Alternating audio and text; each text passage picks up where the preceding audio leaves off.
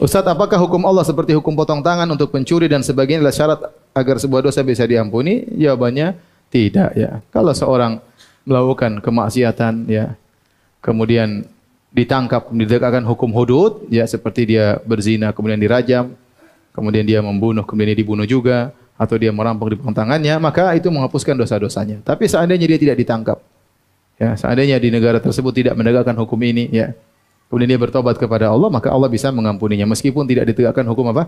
Hukum had. Bahkan seorang yang berzina kemudian dia sembunyikan, tidak cerita kepada orang lain, maka Allah bisa mengampuninya jika dia benar-benar bertobat ya. Bahkan tidak boleh dia cerita, ya. Tidak usah dia pergi ke Saudi dia bilang saya berzina. Tolong tegakkan hukum apa? Hukum had. Karena para ulama tidak dianjurkan. Makanya Ma'iz al-Aslami waktu dia melaporkan diri kepada Nabi, saya berzina, Nabi suruh pergi. Didatangi kedua kali, Nabi suruh pergi. Ya, Abika junun, kata Nabi, kok gila? Kata dia enggak.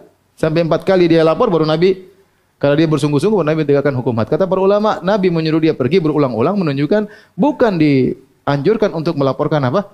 Diri. Ya, barang siapa menutup aibnya mudah-mudahan Allah mengampuni apa? Dosa-dosanya. Kecuali seorang yang takut dia terus berzina, maka hendaknya dia melaporkan diri agar dia tidak terus terjerumus dalam perzinahan. Tapi kalau dia cuma sekali kemudian dia bertobat kepada Allah, maka tidak usah dia cerita, apalagi melaporkan diri ya. Ada seorang ustaz cerita, ada seorang kawan datang kepada dia.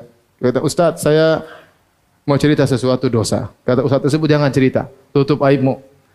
Kata dia, Ustaz, saya mau bertobat. Ya tobat aja sama Allah, enggak usah cerita.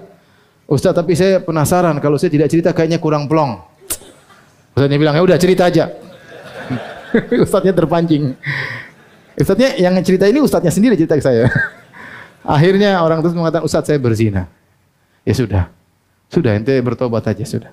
Ustaz, saya mau cerita, saya zina sama siapa? Enggak usah cerita. Kali Ustaz, saya tidak plong kecuali kalau saya ceritakan. Ustaznya terpancing lagi. Ya sudah, cerita. Dia bilang, Ustaz, saya zina sama istri fulan. Temannya, Ustaznya marah, kurang ajar ente katanya. Allah maafkan tapi saya tidak katanya. Jadi seorang kalau melakukan maksiat tidak usah cerita-cerita ya. Apalagi maksiat seperti zina ya, enggak usah diceritakan ya. Ya karena Allah sudah tutup aib kita, enggak perlu kita ceritakan aib kita. Kecuali hal-hal yang tidak berkaitan dengan harga diri seorang diceritakan, ada maslahatnya, maka tidak mengapa. Seperti Salman Al-Farisi bercintang masa lalunya di mana dia pernah melakukan kesyirikan, menyembah api, ada maslahatnya dia ceritakan, paham? Ya sama seperti Ja'far bin Abi Thalib waktu bertemu dengan Raja Najasyi, dia mengatakan kunna fil jahiliyah, kami dahulu di zaman jahiliyah, kami begini, kami secara global ya. Karena ada masalahnya dia cerita tersebut, bahwasanya setelah datang iman, maka kemudian kami berubah begini. Diceritakan masa lalunya. Tapi bukan dia mengatakan saya berzina, saya bunuh orang, enggak ya. Karena itu aib yang tidak boleh diceritakan. Sama seperti sahabat duduk di masjid, kemudian mereka ngobrol di antara mereka, cerita masa lalu mereka, mereka ketawa-ketawa untuk bersyukur kepada Allah atas nikmat yang mereka dapatkan. Maka sekali ini tidak jadi masalah. Adapun seorang berhijau cerita, oh saya dulu narkoba, saya dulu ini tato saya ngapain begitu? Enggak usah ya. Tapi kalau dia ada cerita suatu yang global, ada manfaatnya, maka tidak jadi masalah. Dia sudah bertobat dari hal tersebut, dia sudah meninggalkannya untuk beri faedah kepada yang lainnya. Ya. Misalnya dia mengatakan secara global, kita dulu pelaku riba, kita tahu bagaimana ya bahaya riba, ya dalam rangka beri nasihat kepada orang lain. Ya. Maka mudah-mudahan ini tidak mengapa, sebagaimana tadi dipraktekkan oleh sebagian sahabat. Wallahu ta'ala alam bisawab.